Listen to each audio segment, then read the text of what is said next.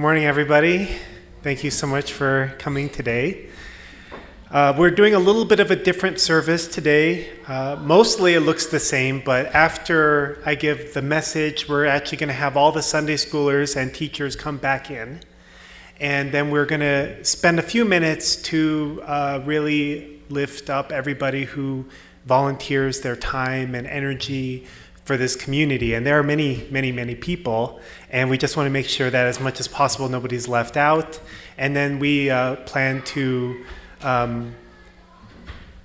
point out 3 people in particular that we just want to recognize today with a small gift and extra recognition. And we hope to make it an annual thing because we can't really do justice to all our volunteers by doing a one-time simple celebration like this. It's something that we probably should have been doing annually or more often for the last 8 years, but we haven't been, and I'm actually really grateful. It's our elders group that actually came up with the idea that we should do something like this, so I'm really grateful for that. So anyway, just wanted to give you a little bit of a heads up. Yes, and there'll be a little bit of a nicer lunch than usual today, and I hope everyone can enjoy that as well. So I'm going to be continuing the series that we've been on for the last few weeks since the new year started on stewardship. And, you know, we've talked about stewardship of time. Pastor Donnie talked about stewardship of time last week.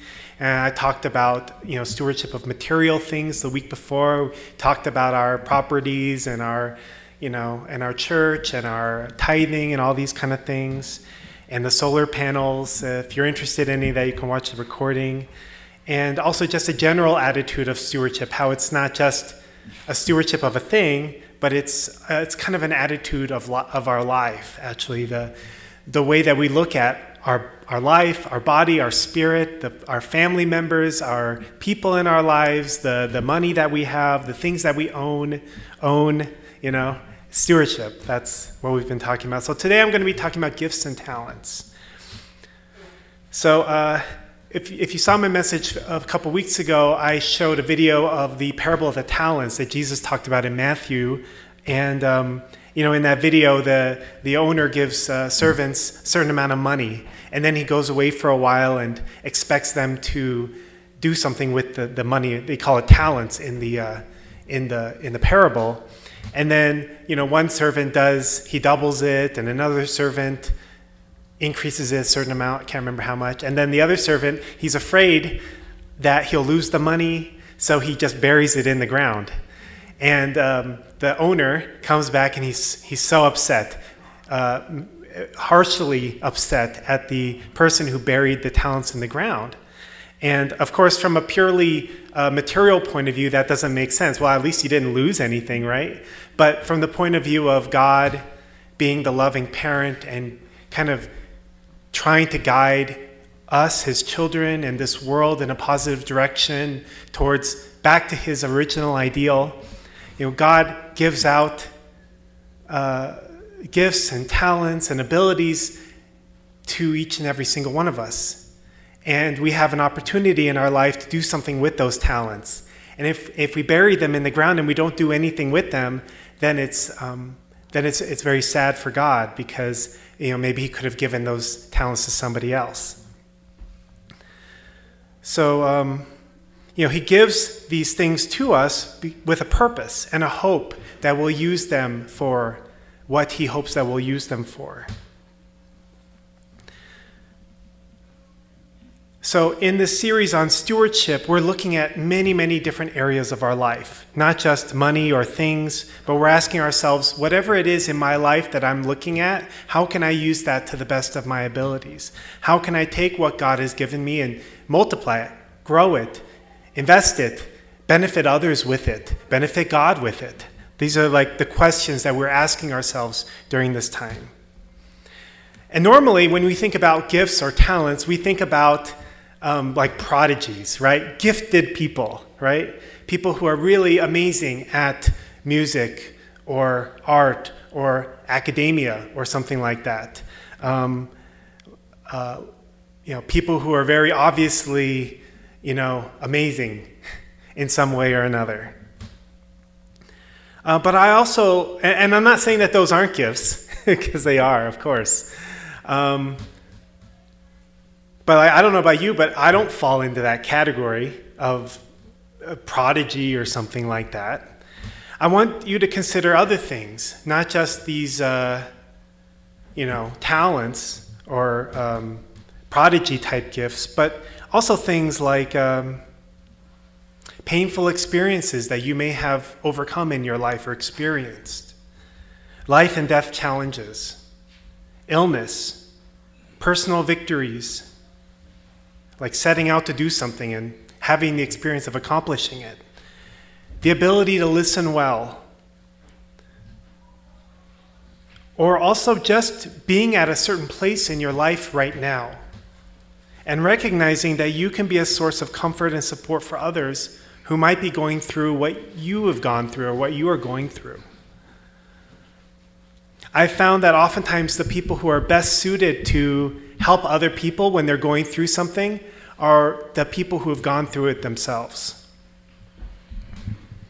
So in our community, there's so many people who have so many different talents and passions and heart for others and heart for God.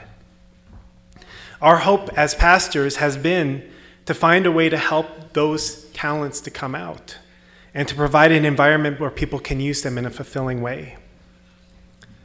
So I want to share some verses from 1 Corinthians on this topic. There are different kinds of spiritual gifts, but the same Spirit is the source of them all. There are different kinds of service, but we serve the same Lord. God works in different ways, but it is the same God who does the work in all of us. A spiritual gift is given to each of us so we can help each other. To one person, the Spirit gives the ability to give wise advice. To another, the same Spirit gives a message of special knowledge. The same Spirit gives great faith to another, and to someone else, the one Spirit gives the gift of healing. He gives one person the power to perform miracles, and another the ability to prophesy. He gives someone else the ability to discern whether a message is from the Spirit of God or from another spirit. Still another person is given the ability to speak in unknown languages, while another is given the ability to interpret what is being said. It is the one and only Spirit who distributes all these gifts. He alone decides which gift each person should have. The human body has many parts, but the many parts make up one whole body. So it is with the body of Christ. Some of us are Jews, some Gentiles, some are slaves, some are free. It kind of gives you a little bit of an image of what the early Christian church was, right? It wasn't just like one group of people. It was a variety of different kinds of people. But we have all been baptized into one body by one Spirit, and we all share the same Spirit. Yes, the body has many different parts, not just one part. If the foot says, I am not a part of the body today, or because I am not a hand, that does not make it any less a part of the body. And if the ear says, I am not part of the body because I am not an eye, would that make it any less a part of the body? If the whole body were an eye, how would you hear? Or if your whole body were an ear, how would you smell anything? But our bodies have many parts, and God has put each part just where he wants it. How strange a body would be if it only had one part. Yes, there are many parts, but only one body. The eye can never say to the hand, I don't need you. The head can't say to the feet, I don't need you. In fact, some parts of the body that seem weakest and least important are actually the most important. Most necessary. And the parts we regard as less honorable are those we clothe with the greatest care. So we carefully protect those parts that should not be seen, while the most honorable parts do not require this special care. So God has put the body together such that extra honor and care are given to those parts that have less dignity. This makes for harmony among the members, so that all the members care for each other. If one part suffers, all the parts suffer with it. And if one part is honored, all the parts are glad. All of you together are Christ's body, and each of you is a part of it.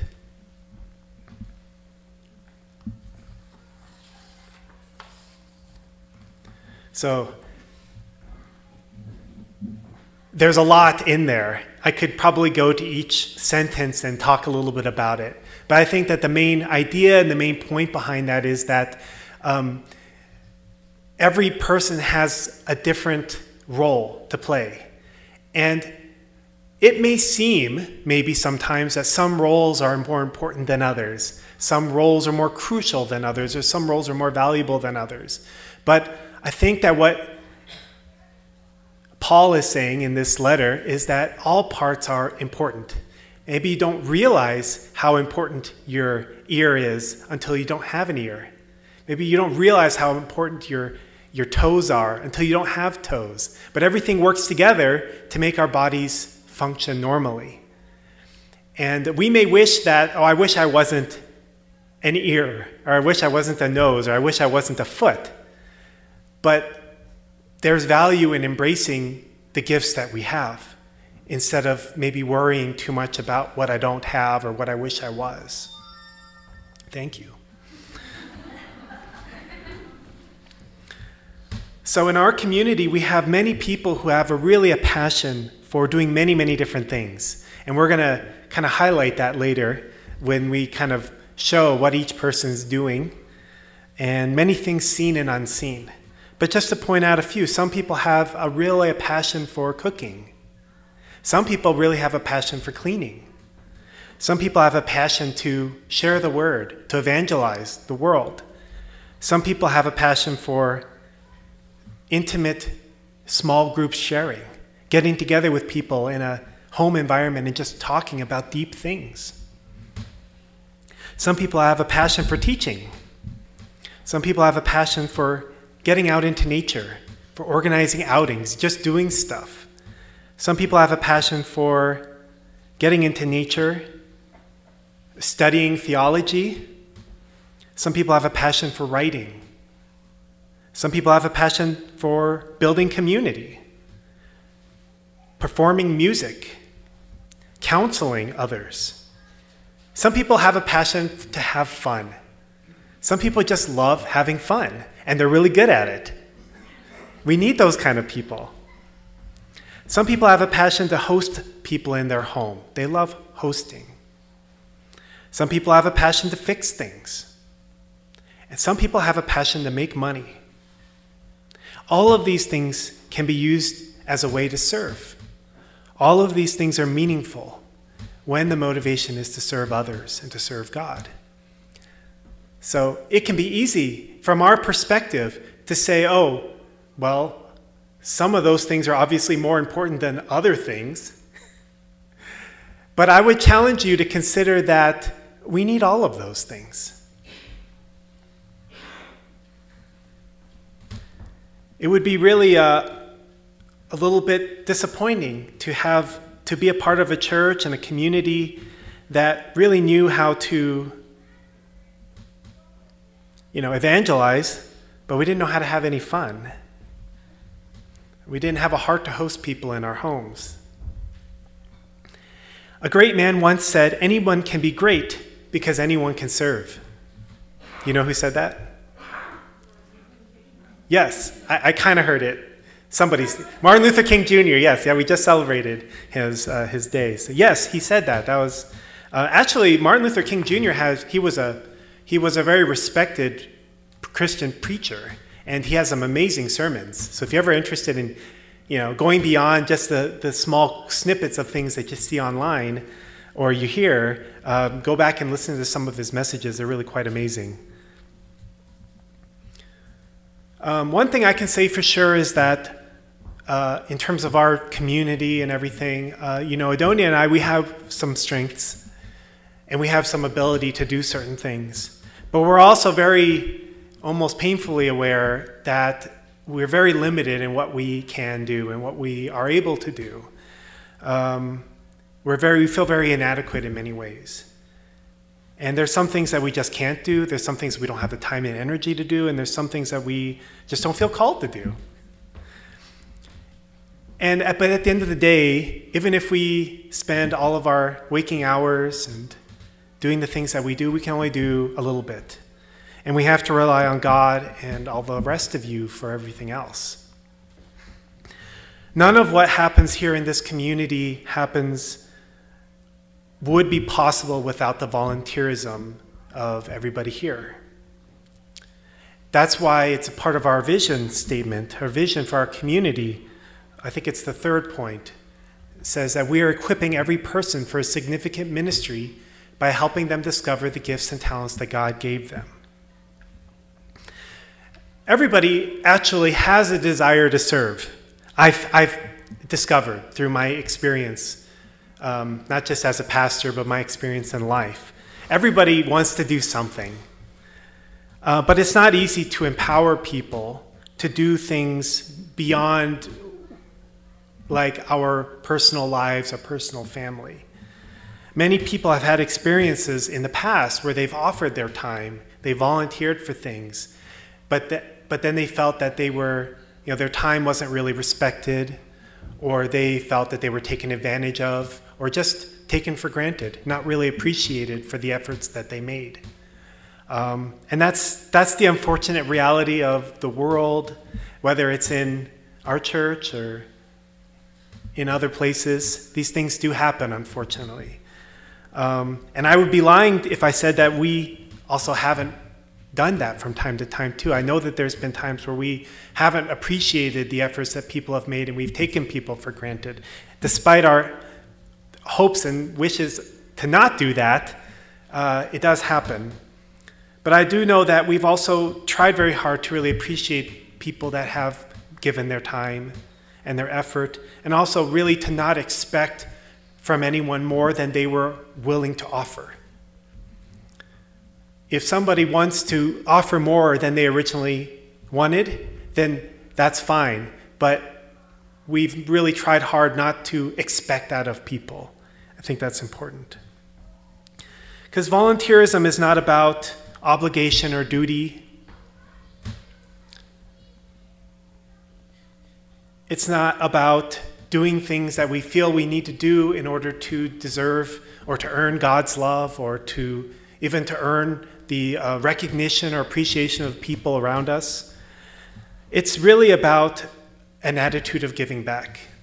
It's about returning beauty to God. It's about giving back something when I feel like I gained something already.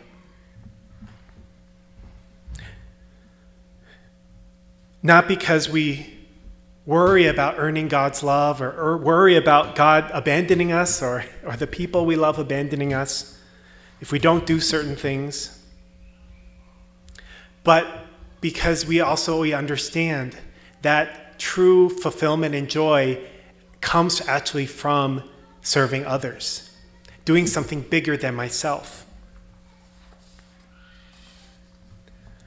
Some of the things that make me really happy are, when a new family comes to our community or moves here or something like that, and they'll say, "Oh my gosh, I already feel like I've gained so much just sitting here.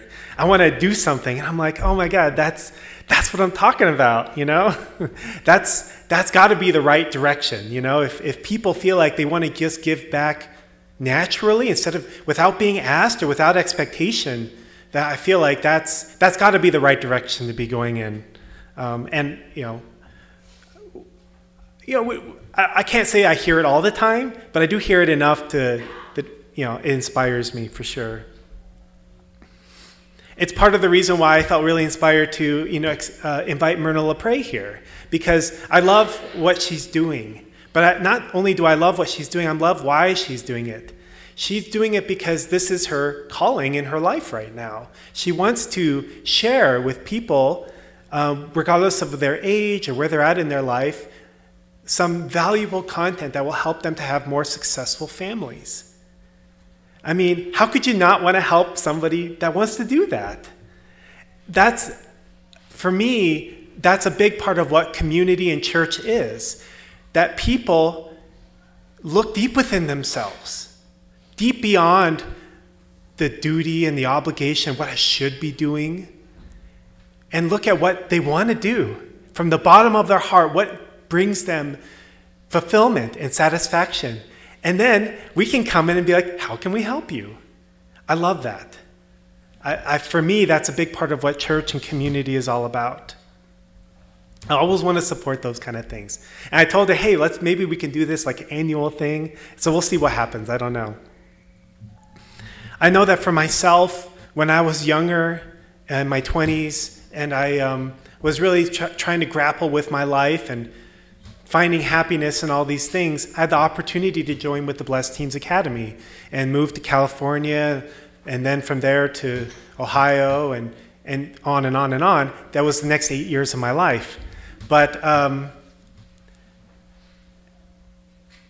came to a point in my life where I really recognized that me just trying to fill my life with video games and buying movies and building a movie collection and trying to do all the things that I used to do when I was a kid that made me happy, just wasn't going to make me happy anymore. To just focus on those things. I needed to find something that I can invest myself into that was going to be more meaningful. I was having lunch with someone earlier this week, and I was telling them, I'm actually a little bit of an obsessive character. I need something to, like, in a way, obsess over, like invest in, to pour my heart into. Otherwise, I just become really, like, self-centered. And it's one of the reasons I can't play video games anymore as an adult, because I obsess over it. Like, I can't put it down. Like, I just keep picking it back up again. I'm like, and I just have to quit cold turkey, because Adonia can tell you, I don't really moderate. I can't do video games like 20% or 30% or 50%. If you can do that, great.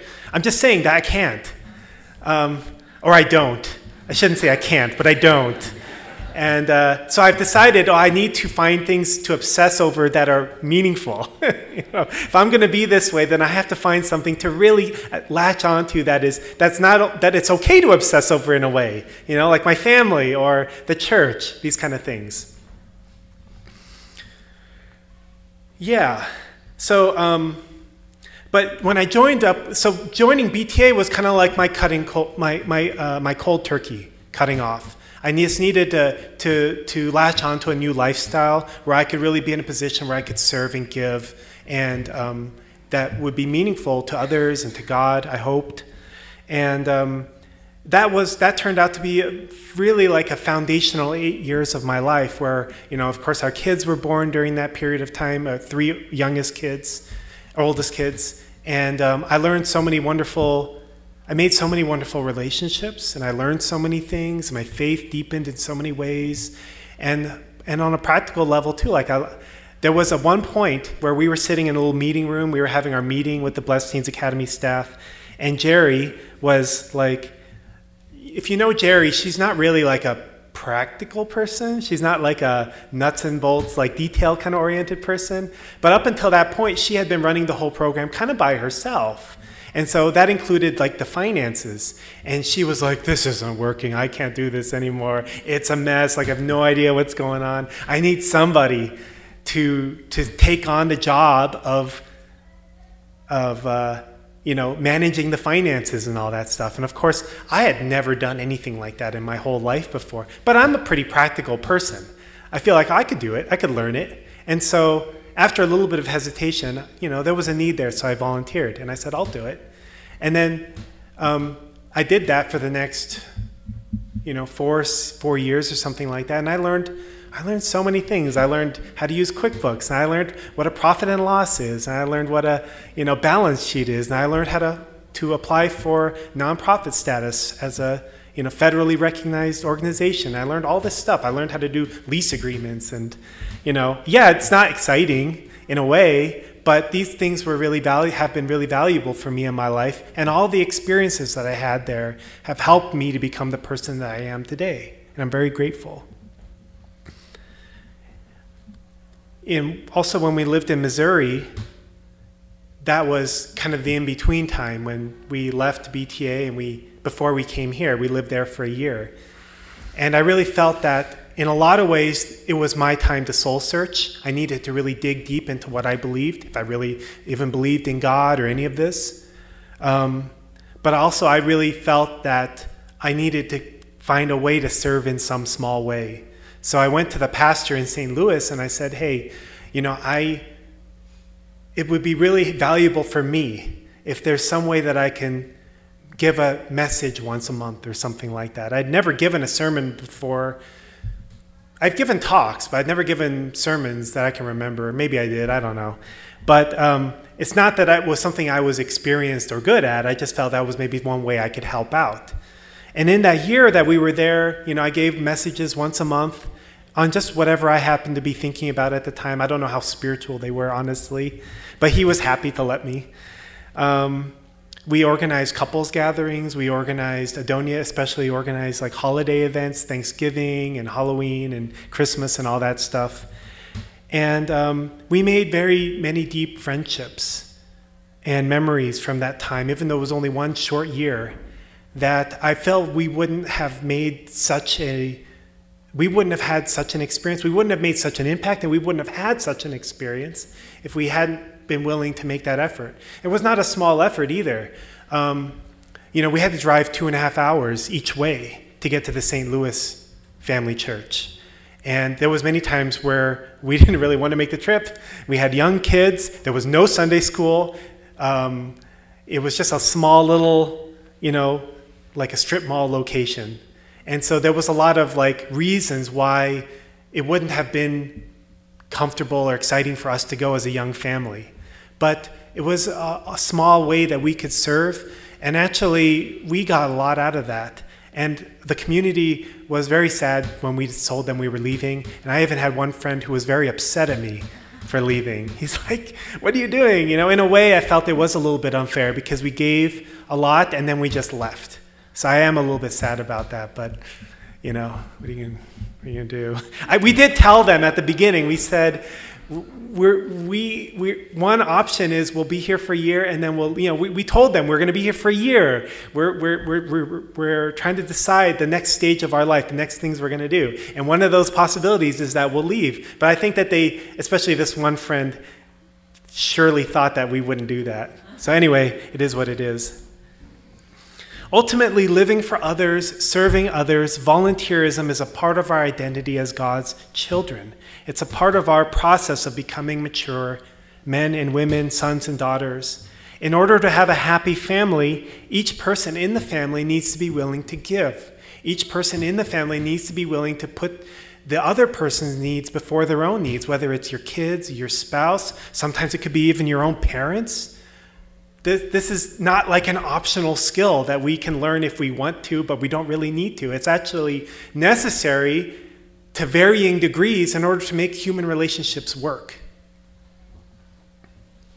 If each person in the family selfishly wants to fulfill their own needs before, and not care for others, then you're not going to have a very functional family.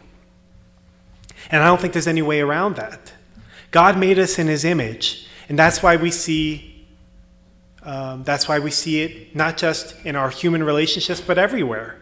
So I want to share a few quotes about that. So this is from our founder, Reverend Moon. He said, since the beginning of human history, God has lived more for the sake of others and invested himself more than any other being. God is continually invested without expecting a direct return, and God will continue to do so for eternity. God is the king and ancestor of all those who live for the sake of others. Here's another one. Human beings have always struggled to understand who we are and why we must live. We must realize that just as we were not born of our own accord, we also are not meant to live our lives for our own sakes.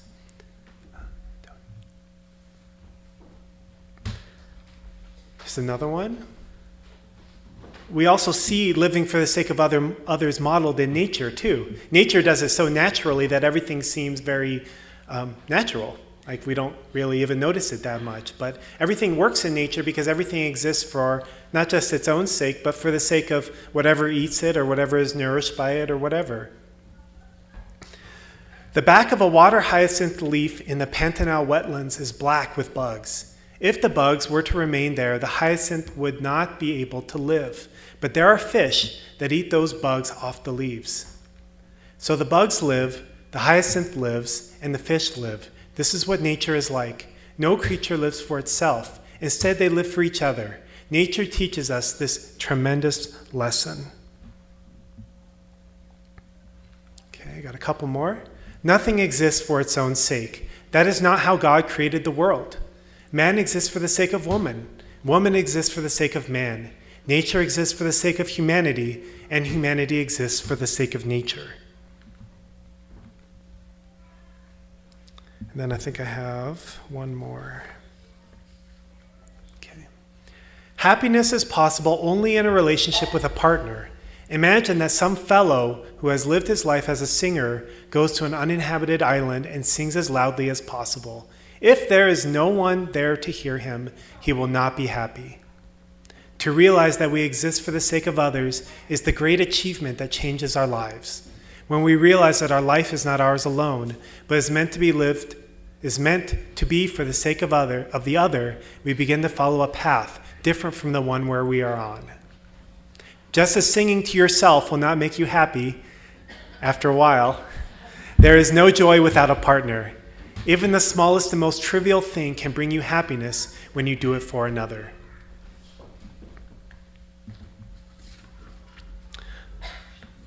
So finding ways to serve is a part of what makes us human. It is a part of how God wired us to find fulfillment and happiness in life.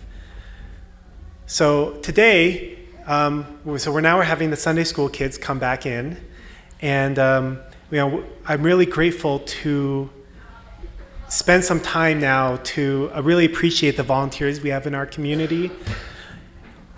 I'm so grateful to you all because I really mean it. You know, I know Adonia and I bring certain things to the table, but really, we couldn't do 10% of what we do without everybody's help. Just not only would it not happen, it would just be really lame. So I hope that when you give, you receive more than you give. That's my sincere hope.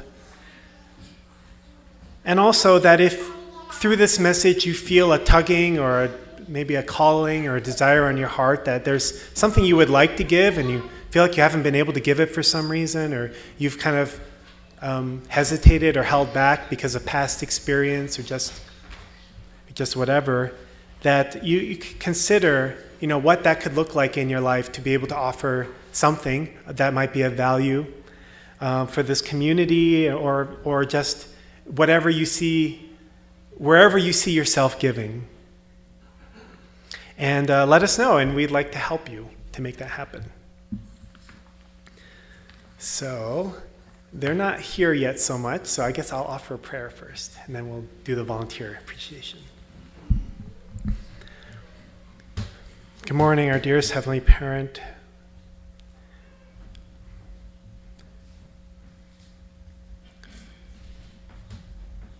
Thank you for this day where we can come together as a community and uplift one another and refocus our hearts and our minds and our lives on you, Heavenly Parent. It's really a special opportunity we have every Sunday to come together. I know that we don't get to leave behind the baggages or the challenges in our life, but I do hope that at least we can offer them up to you.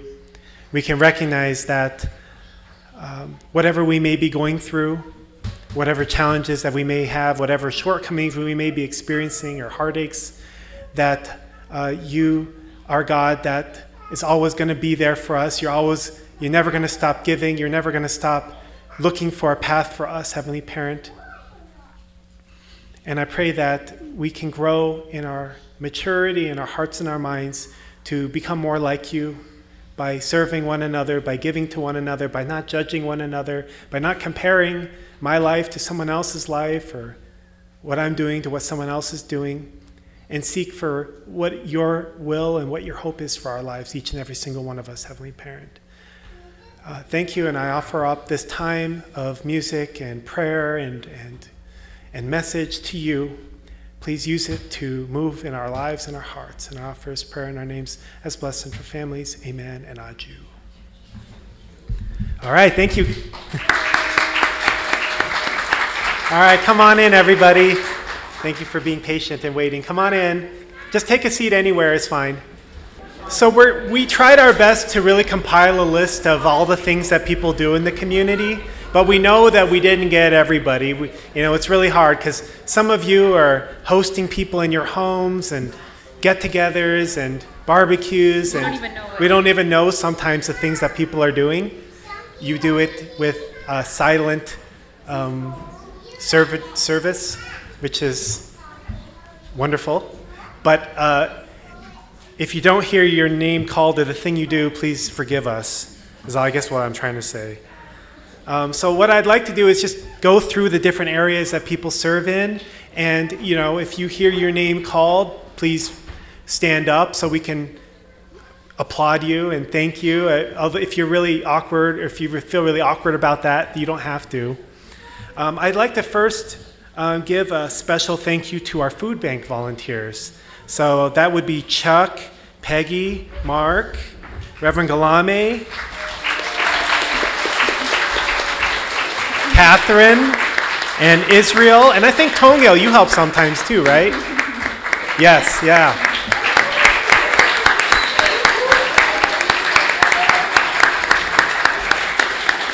Thank you so much. You guys don't know, doing the food bank is a lot of work.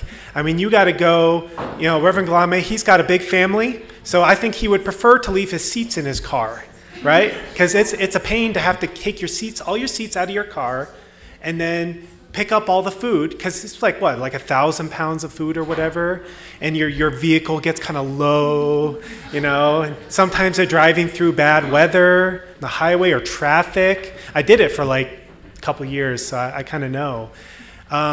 And then you drop off all the food, which is another 1,000 pounds you have to drop off. And then, Mark and Peggy and Chuck are there to, pick it up and sort it. And it takes them hours. And they're cutting the boxes, so we can recycle them, because you can't just throw the boxes in the recycling bin.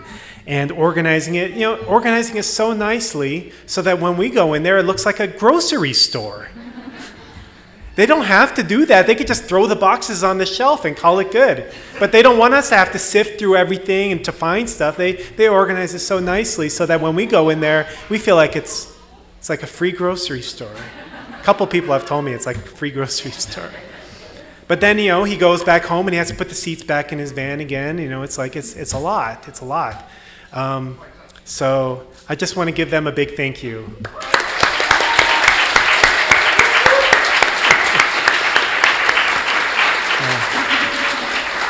I'm actually going to talk a little bit more about the food bank later, but it's been such a huge benefit for our community. And I mean, I could go back the list of people who've done food banks over the years, Catherine and Nobuyuki and Claire and myself, and people who've done it even before we came, but I'm focusing on the present time.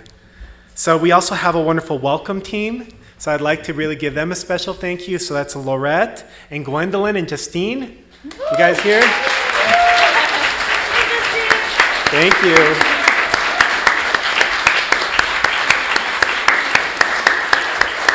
They always dress up so nicely and greet people when they're coming in, and make sure that anyone new is welcomed with a friendly smile, and that they have the nice bags available for them. And the welcome ministry has been like up and down. We had a bunch of people, then we had no people, then we had, it's like COVID happened and everything, and we're just grateful for your consistency and, bringing up the offering and praying together with us. It adds to our experience. Is Gwendolyn here? Oh, okay. Well, too bad. Okay. Thank you. And I think Laurette's not here either. All right, Sunday school teachers, this is a lot. This is a lot of people. All right, so I'm just going to go through the names. You stand up. Julie, Anissa, Kenzo-san, Kazuo, Gilo, Joelle, Claire, Uyanga, Youngil, Ricky's not here anymore, David and Areta, Mitzi, Peggy, Alex, Glacier.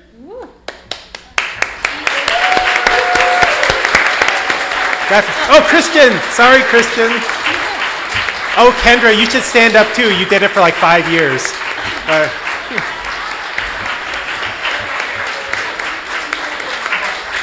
So our Sunday school teachers, it's not easy to come up with new topics and things to share with our children, but they do such an important thing. You know, if we didn't have so many Sunday school teachers, everything would just rely on a few people.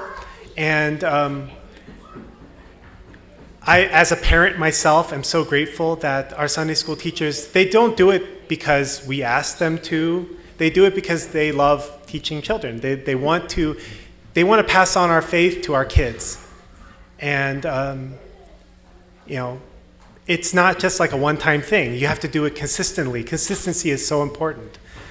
I know that during COVID, we were really struggling with Sunday school teachers. So many people said, I can't come anymore. And so some of you really stepped up and allowed us to be able to continue having this consistent experience, even despite all the difficulties. So I just want to give a special thank you. One more round of applause.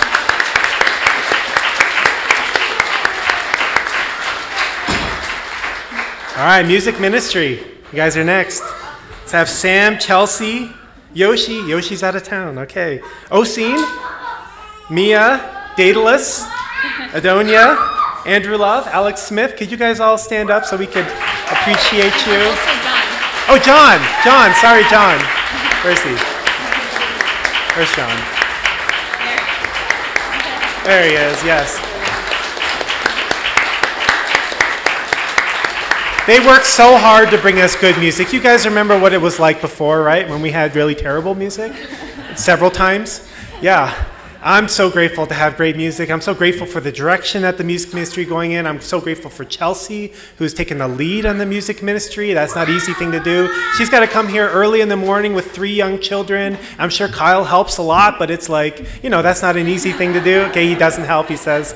But it's not an easy thing to do. And just leading people, as Adonia mentioned, you know, everyone's got kind of a different style of music, and it's not easy oftentimes to coordinate digitally with communication and stuff. And I can say for myself, and I think on behalf of everybody, that having the great music makes for a much better church experience. Like, I feel much more connected to God and all the reasons why I come to church, because the music is better.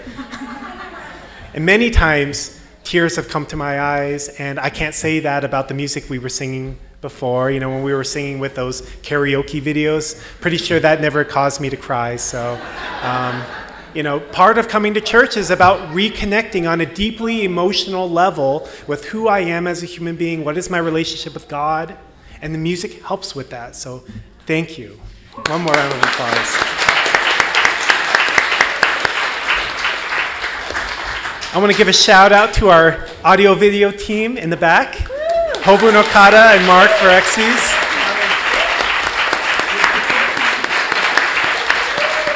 The thing I appreciate about Mr. Okada and Mark Verexes is that they are incredibly consistent. Every week they are here doing the computer work and the video taping. For us, we just get a video on YouTube, but it requires them to be here every week despite the technical challenges. The batteries run out, the stand is broken, the microphones aren't working correctly or whatever. And we used to have to run it all from. Oh yeah, I remember when we had this, the box up here with all the wires and everything, and so. You'd run back and forth. Yeah, I ran back and forth, that's right. I think I blotted that out of my memory. A lot of things we don't need to remember, right? But yeah, we're so grateful for your consistent being here every week and being willing to do that work for us. It's one of those things, like, we don't even notice that it's happening, but it needs to happen, right? That's what allows us to share it with. Oh yeah, that allows us to be able to share with people. Like, people around the world watch the sermons. Not a lot, but you know, some. And we get comments from people. That really meant a lot to me. That was really valuable for me. People share them, and yeah. So you guys are touching many people's lives. All right, I think I have to speed this up because I've got like 6, 7 sheets of paper. I'm on page 1. Okay, so forgive me. I would like to be able to spend that much time with everybody, but I think I'm going to have to hurry it up a little bit. Okay, so kitchen cleaning, shopping, and cooking. Very important. Very important, right? We have our nice meals every Sunday, like today. Have a nice meal. And breakfast after the offering tables. So I'd like to specifically thank Hiroko-san, Mrs. Galame, and she's probably cooking. Hisako-san, there, Hisako-san. Shigeko-san, yeah, perfect, glad you're here. Yumi-san, Yumi-san. And all the many cooks, of which there are a lot. Family. Yeah, who do all the family meals. It enriches our church experience. Thank you so much.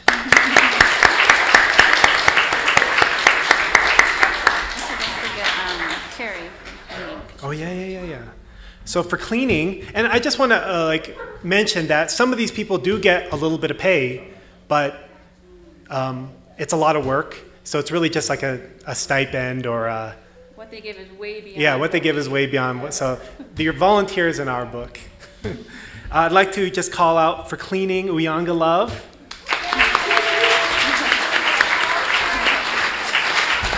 And also Carrie Arline. You know, when Carrie came and joined us at the Carp Center, I asked her, what do you want to do to do your volunteer hours? And she says, I love cleaning. So I was like, okay, great, you can help out with cleaning. So keeping our church clean is very important to us. It's something that we feel, you know, with parents, they have young children, they have babies. We need to try to keep things as clean as possible so that, you know, people aren't getting more sick than, you know, necessary than when you get 130 people together in a room, right? It's going to be some sickness passed around. But if we keep our church clean, it keeps it inviting, it keeps it welcoming, it keeps it healthy. And for me, it makes a really big difference. So thank you so much. And also, there's many people who just pitch in to clean. You know, they see something dirty, they just clean it, or they sweep up after lunch, or, you know, whatever, without being asked or any expectation. So I didn't forget you guys. Renovation work and maintenance. I'd like to thank David Mahardy. I'd like to thank Serge. Serge, where are you? Serge is in here somewhere. Yeah. Anton, who's not here. Dr. Hentrick. Somewhere. Christian Holtus. Helped a lot. John Romley helped a bunch. Steward is always happy to help. We've been doing a lot of renovations, so this has been so badly needed, and so grateful for all your help, everybody. Thank you so much. One more round of applause. I want to give special recognition to Roger Fuhrer for organizing our special outings, getting us in, forcing us to get out into nature. I think he genuinely enjoys doing it, so I love that, and we enjoy going as well, most of the time. All the time. Sure. All the time, most of the time. So, coffee shop, cafe. Cafe is a ministry in my book. I'd like to thank Nathan Hentrick, and Aiden Hentrick, and Yumika Mori, and Jessica. Jessica's here. She's here somewhere anyway. And Alisa, who does the shopping.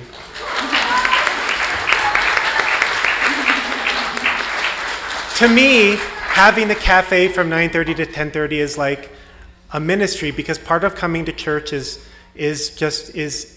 fellowship. It's socializing, it's spending time together with people that are important to us and having meaningful conversations, and with a nice atmosphere. And the cafe allows for that, with a nice London fog or espresso or a bagel sandwich or something like that. So it's very, very,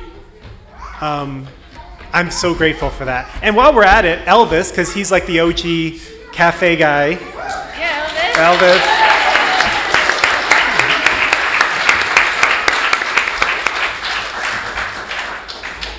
All right, so youth ministry. We've got Alisa, Yoshi, Ricky, Linako, Mira and Youngil, Kazio and Gilo, Mitzi and Tomi, Shu Fong and Duke, David Hapel, Andrew Love, Anissa and Kenzo Tanaka. Yeah, one more time. Stand up and be recognized. Yeah.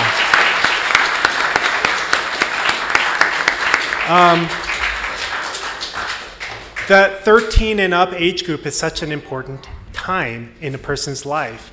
And there's a lot of challenges that come in that period of time in your life, as I remember, and Adonia. And just having all of you there to invest into our youth, it means so much. And I know it has made a big difference on them. It's a long-term investment, but we also see a lot of short-term results from that too. It's not just long-term. And there's way more expected to be given or to give than we could ever like possibly expect to be able to like hire or give compensation for. I know that all of you do it because you sincerely, it matters to you. And I know that even if people don't have kids that age yet, they'll benefit from it over time, from the good elder brothers and elder sisters and friendships. So just want to say a big thank you.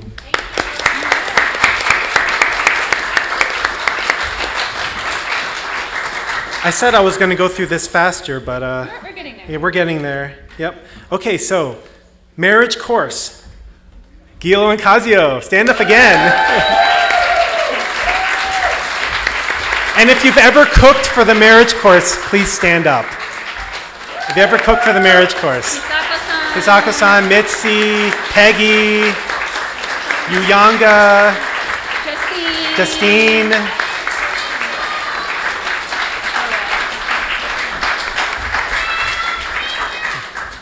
In order for us to do these marriage courses every year, it takes a lot of coordination and volunteerism, and you know, they do it because they want to make a difference in people's families, and that's amazing. It's beautiful. And also, I'm so proud to be able to say that we've been doing the marriage course for like 5 or 6 years or something like that. Thank you, Andrew and Uyanga, for getting us started on that. Date nights. I'd like to thank Richard and Marjorie Busing, Poppy Ritchie, Jim Chimes, Yoshiro, Alisa, Unja, Yoshiko, Aliza, Vera, Dr. and Mrs. Hentrick. They play with the kids, they watch the babies, they provide a nice meal, they give entertainment. Soothe tantrums. Yeah, it's not just put a movie on and let the kids do their thing. It's a lot more work than that. And once again, they do it just because they want to help our families. And that is really the root of everything. If our families are falling apart, then we might as well not be coming to church, you know? It's like there's no point. But if we can create an environment that promotes healthy families, then we really have a bright future. So, once again, this is just one way that members in our community are stepping up on their own, not that we asked for, and deciding, oh, hey, we need this, and we're going to help offer it. So one more round of applause.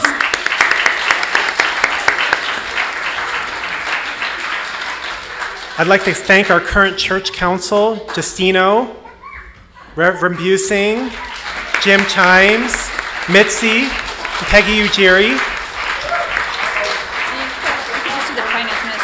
and the finance ministry, Peggy again, Sammy Vanderstock and Alex Smith.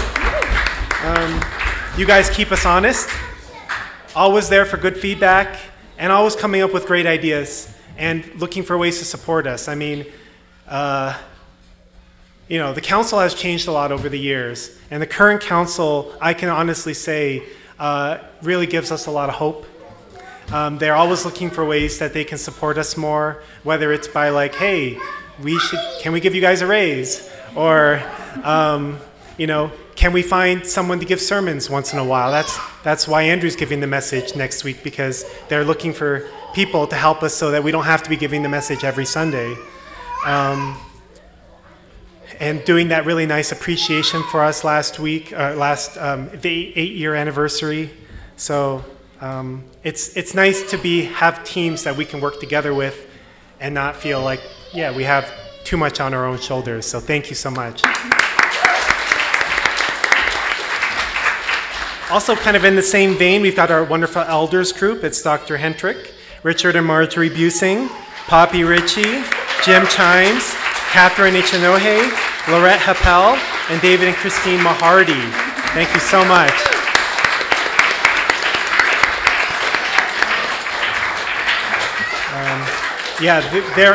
They meet every week and they're like, what does the community need? What do the pastors need? How can we help? What can we do? I mean, what more can you ask for than that? Our CARP care. So we started last year, CARP, college-age young adult ministry over at the rental house across the street. And that wouldn't be possible without people who are willing to invest into them and meet with them on a regular basis and counsel them and have sharings with them. And so that's a lot. And I just want to give some recognition to that. So first, I'd like to thank Dr. Hendrick and Kenzo-san and Anissa again, and Andrew Love.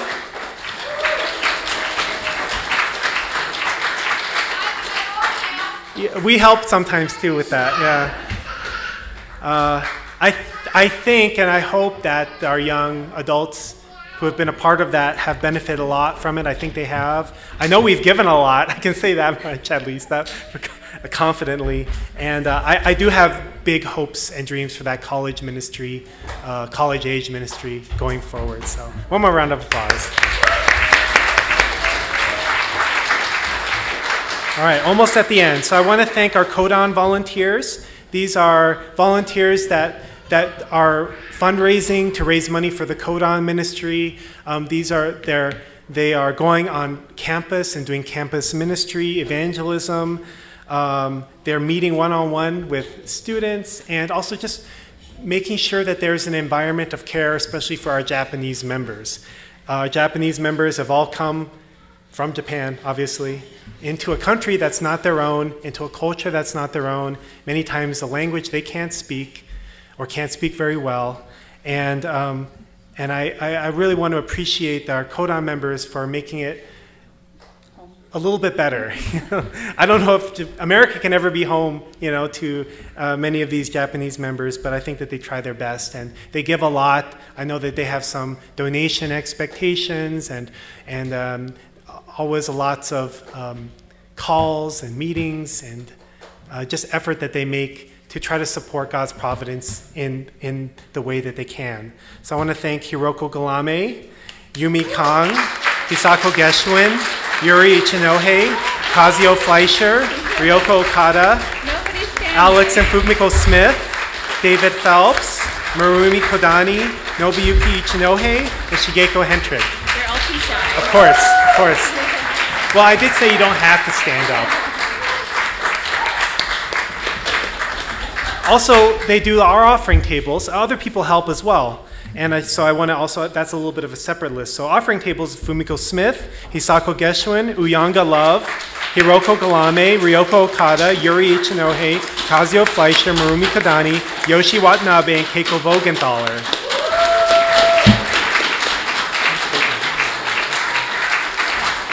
Keiko Vogenthaler is supposed to be on the other one too. All right. Blessed Family Ministry. These are people in our community that feel a calling to support marriages, families, matching situations. They're also the ones that people often call when they're struggling and on the verge of divorce or just different challenges in their life. Or trying to put together resources for young families or workshops. These are Areta Fortune, Peggy Ujiri, Marjorie Busing, Alice Fleischer, Justino Alvish, and Anissa Tanaka.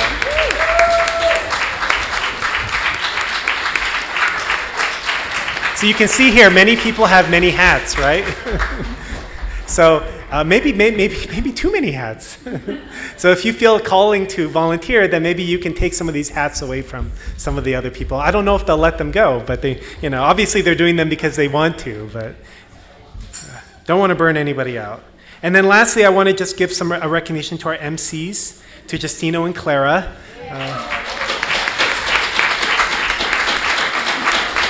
Clara hasn't emceed in a while, but she did it for a really long time, and we're very grateful. Emceeing really helps to kind of keep the flow of service going and smoothly and nicely, and also so that we don't have to be up here every week doing both things. So we're very grateful, definitely. All right, those are all of our volunteers, so let's give them a round of applause.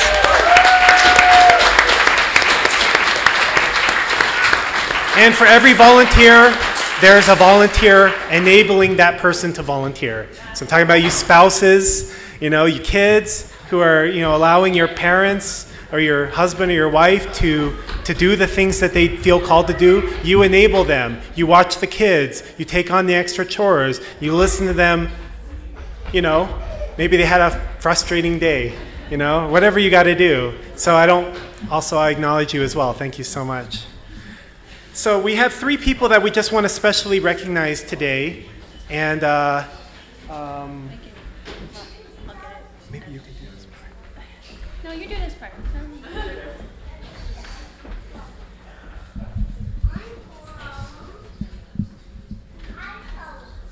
I'll hold this stuff. So it's really hard to just narrow it down to 3 people. That's why we want to do this annually, so every year we can recognize different people. But we do want to just give a small gift, a gift card, a plant, to 3 people today, just to thank you and just tell you how much it's meant to us that, you give of yourself. You don't have to. No, many of you aren't getting any pay or anything, but you do it because you want to. So let's see. First of all, I'd like to invite up Anissa Tanaka.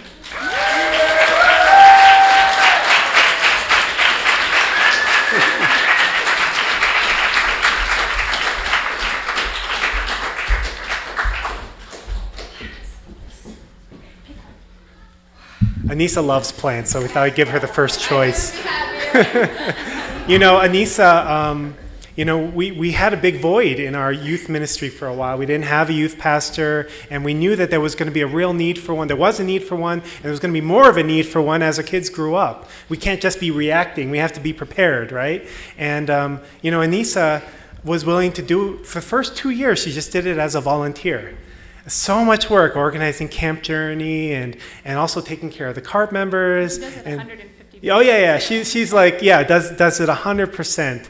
And I'm so grateful this year we were able to set some money aside so that we could give her something. But she's really like a volunteer at heart in the sense that you couldn't ask for a better person to be doing what she's doing. You don't have to ask her to do anything. She just does it. She's like, I'm going to do like the girls sleepovers and the get-togethers, and I'm going to do organize the thing for the ladies' nights. She used to cut everyone's hair. Remember that? That's why we have if you were wondering why we have a hair cutting chair in the baby room, that's why we have it, because Anissa used to cut hairs. Yeah, well, she's got a little bit on her plate already, so she may not, but it's okay. But having somebody that's so reliable and also really puts her heart in, like, we don't have to ask her, like, oh, can you do this because there's a need for it. She recognizes, oh, we need to do this, this, and this, because that's what the kids need right now, and she just does it. Isn't that amazing? Yeah, she is. And I know her husband is a big part of her team and supports her, but, we decided to recognize her, so don't take it personally. All right, let's give her a round of applause.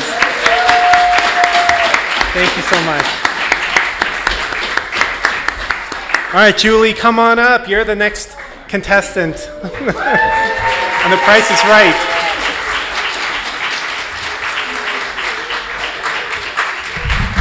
So, Julie really came through for us, does come through. She's always looking for ways to help. And during COVID, especially, we were like stretched. We didn't have enough volunteers to do anything. And we were relieved at one point when we moved to doing service every other week, because we just didn't have the people to do the things that to be able to provide a good Sunday experience. But Julie was always happy. She was always asking, what can I do? Can I come early just to keep the younger kids occupied? Can I come over and help you with the kids before service or after service? Or, can I come and clean?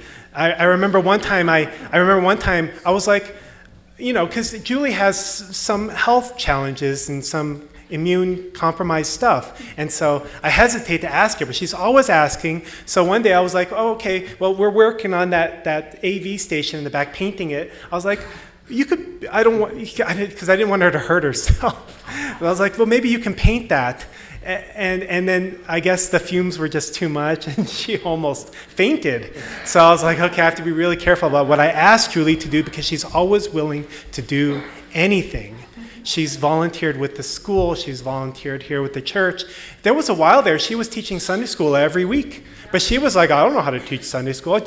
I do crafts. So we did crafts, 2 years straight. Yeah. Every week.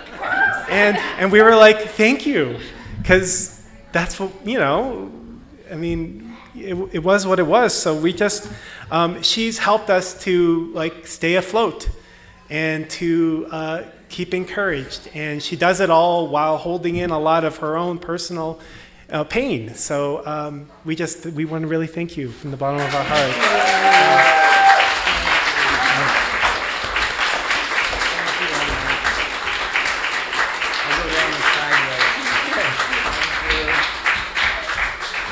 And lastly, I'd like to invite up Reverend Galame. Please come on up.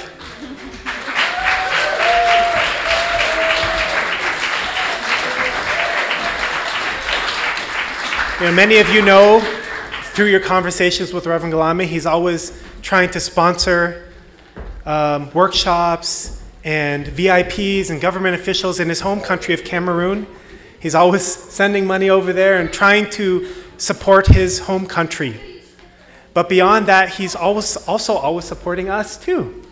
He always helps out wherever possible. I remember when they were driving to Camp Journey last year, and Hiroko-san was one of the drivers, his wife, and the car broke down. So he drove out there with the other car and picked up the broken down car, and I guess somehow you got it fixed and got it back home, right? Yeah. He's the kind of person he is. And doing the food bank every week, you guys don't know, of course we get the benefit of the food bank every week, and of course we're also able to help to a certain degree some of the neighbors who stop by. Generally every week people stop by and they're like, hey, do you have any food? And we're like, well, we have the food bank, we'll get you some things. So we're able to help a few people that way. It's not like a super public, we can help the whole neighborhood kind of thing, but it consistently allows us to be able to provide something to our community. And I mean, honestly, everybody needs food, right? And he puts a lot of he puts his personal time in, wear and tear on his personal vehicle. I don't think I've ever seen him ask for reimbursement of gas or anything like that. He just does it because he wants to. And actually, the food bank has actually allowed us to be able to apply for grants. Remember how we got that grant a few years ago during COVID, and we were able to give some gift cards and some money and stock the food bank so that with really nice stuff. We went on a shopping binge at Costco and bought all kinds of really nice stuff.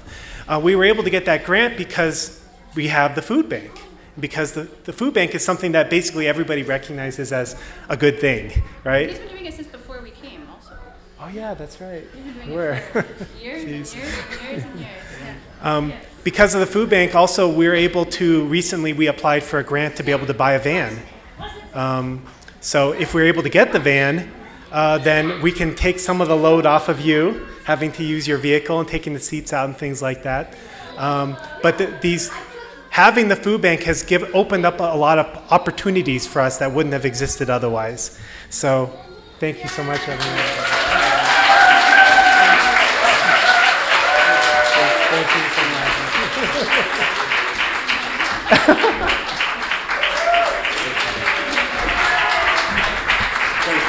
I hope he likes plants. He was the only one we weren't really sure if he liked plants or not, but maybe somebody in your family likes plants, hopefully. Okay, so that's it. Thank you so much for your patience, and also children. Thank you so much. We'll have our final song and then we'll finish. Okay, so let's have the band come up. Let's give them a welcome. Yeah, come on up.